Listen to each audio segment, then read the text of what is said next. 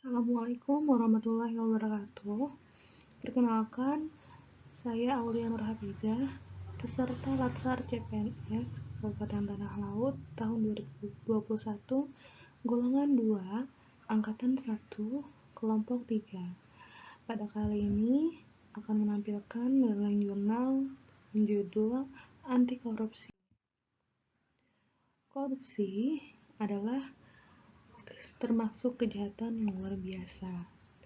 Korupsi dapat terjadi karena pertama ada niat, kemudian ada kesempatan yang didapatkan oleh pelaku secara individual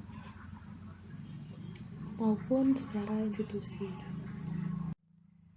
Kemudian korupsi berasal dari bahasa Latin yaitu corruptio, yang artinya kerusakan, kebobrokan, dan kebusukan. Korupsi sering dikatakan sebagai kejahatan luar biasa karena dapat menyebabkan kerusakan dalam ruang lingkup pribadi, keluarga, masyarakat, dan kehidupan yang lebih luas. Korupsi adalah mencakup perilaku pejabat-pejabat sektor publik, baik politisi maupun pegawai negeri, yang memperkaya diri dengan cara yang tidak pantas dan melanggar hukum.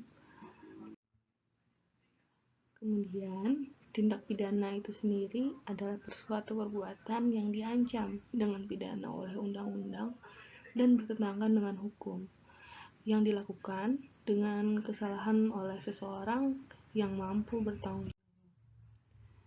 Ciri-ciri korupsi yaitu yang pertama dilakukan oleh lebih dari satu orang ataupun satu orang. Yang kedua, merahasiakan motif atau ada keuntungan yang diraih di balik itu. Yang ketiga, berhubungan dengan kekuasaan atau kewenangan tertentu.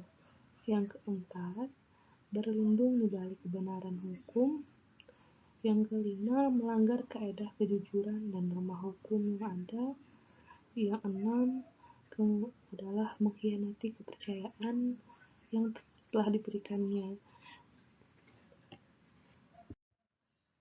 Jenis-jenis korupsi yang ada di Indonesia diantaranya adalah yang pertama, kerugian keuangan negara, kemudian suap menyuap, yang ketiga, penggelapan dalam jabatan, keempat, pemerasan, kelima, perbuatan curang, 6. Benturan kepentingan dalam pengadaan, yang ketujuh adalah gratifikasi.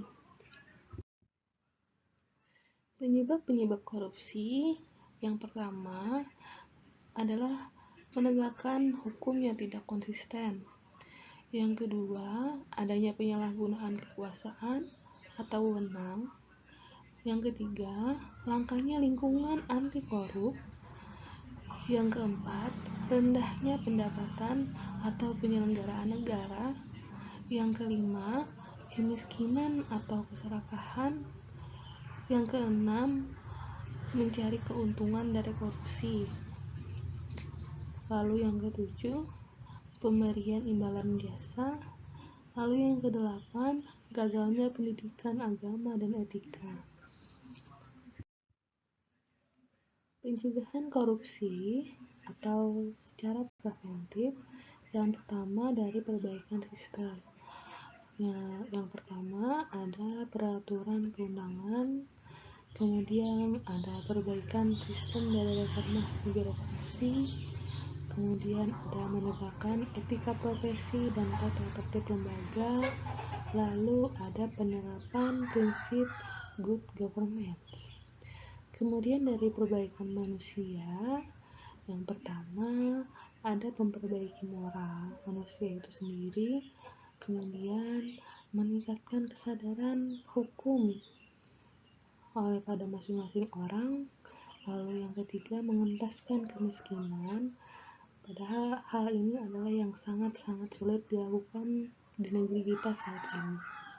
Kemudian yang keempat, ada memilih pimpinan yang bersih, jujur, dan anti korupsi. Nilai-nilai dasar anti korupsi Ya, yang pertama ada jujur, peduli, mandiri, disiplin, tanggung jawab, kerja keras, sederhana, berani, dan adil.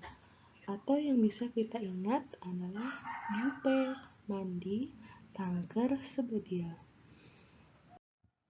Penerapan dalam kehidupan sehari-hari selaku ASN dalam lingkup pekerjaan yaitu diantaranya adalah dengan datang tepat waktu dan pulang sesuai dengan waktu yang telah ditentukan. Kemudian mengerjakan pekerjaan yang kita miliki dengan jujur dan juga memberikan pelayanan kepada masyarakat dengan pelayanan yang jujur sesuai dengan peraturan dan kebijakan yang berlaku. Terima kasih. Sekian, wassalamualaikum warahmatullahi wabarakatuh.